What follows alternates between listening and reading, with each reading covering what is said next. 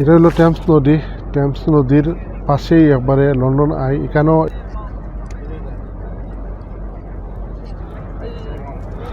ইংল্যান্ডের প্রতিটা স্থান এবং দর্শনার্থী পর্যটক যেখানে আনাগোনা বেশি, এখানে সবসময় রহস্যময় কিছু গল্প আর থাকে। এবং যে পর্যটক যারাও আছেন এখানে তাদের মনের ভিতরে একটা অকাল্পনিক কথাগুলো সবসময় যেন থাকে।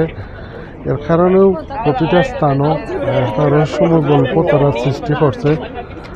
আমার পিছনে যে লন্ডন আই দেখতে পারবা, এটার মধ্যে অনেক বড় একটা রহস্যময় গল্প আছে। এই লন্ডন আইত উঠলে লন্ডনের চৌক দিয়া লন্ডন শহর দেখা যায়।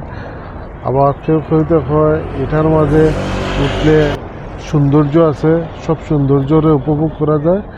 এইরকম নানান গল্প নিয়ে সৌন্দর্য এবং দর্শনার্থীর মনোমুগ্ধকর করার লাগি যে পর্যটক স্থান আছে, অনেক লুকানো রহস্যগুলো থাকে এবং রহস্যজনক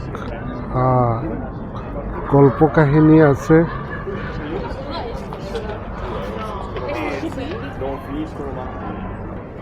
রহস্যজনক গল্প কাহিনী যাতে সারা জীবন সবার মনত থাকে। বিকাল হয়ে গেছে, সন্ধ্যার টাইম, রাত 9টা বাজে। আলাদাই একটা সৌন্দর্য দেখা যায়, উপভোগ করা যায়। এবং লন্ডনের দর্শনার্থী যারা আছে তারা অবশ্যই এটা দেখে। ও দেখানি সামনে একটা জাহাজ ট্রলার আছে, সামনে একটা ট্রলার।